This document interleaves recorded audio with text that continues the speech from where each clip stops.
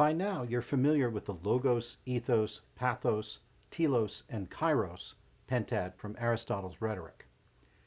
Now, I'm going to review those elements of rhetoric just a bit as a way of preparing you for the task of giving a brief talk called an expertise speech.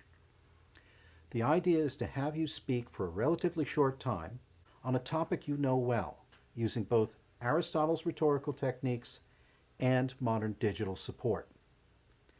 However, to make a sound, clear point and persuade your audience in such a relatively short time, you will have to establish your credibility as an expert quickly and effectively.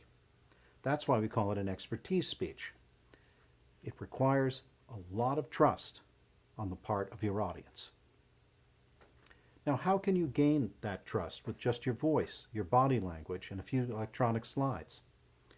That's how the general structure of the TED Talk, along with Aristotle's techniques, can help you. The structure is outlined in the guide available through the link. Right now, I'm going to talk about how Aristotle helps you too.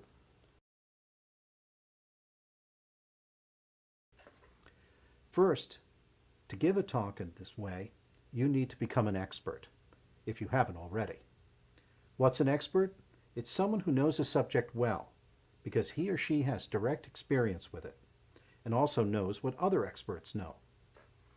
That's the logos, knowing what's true about your subject and making logical, orderly sense out of it. So, have a big point to make. Define your terms. Establish how your knowledge fits in with what others know, and give your audience a clear, personal anecdote about your involvement with it.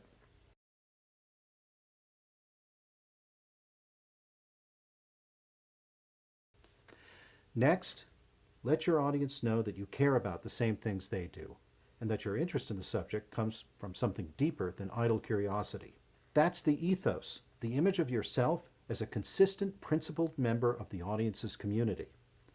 You can accomplish this task most effectively with a story about that connection, which will lead naturally to pathos, the emotional connection to the subject that stresses its importance to you and the audience alike.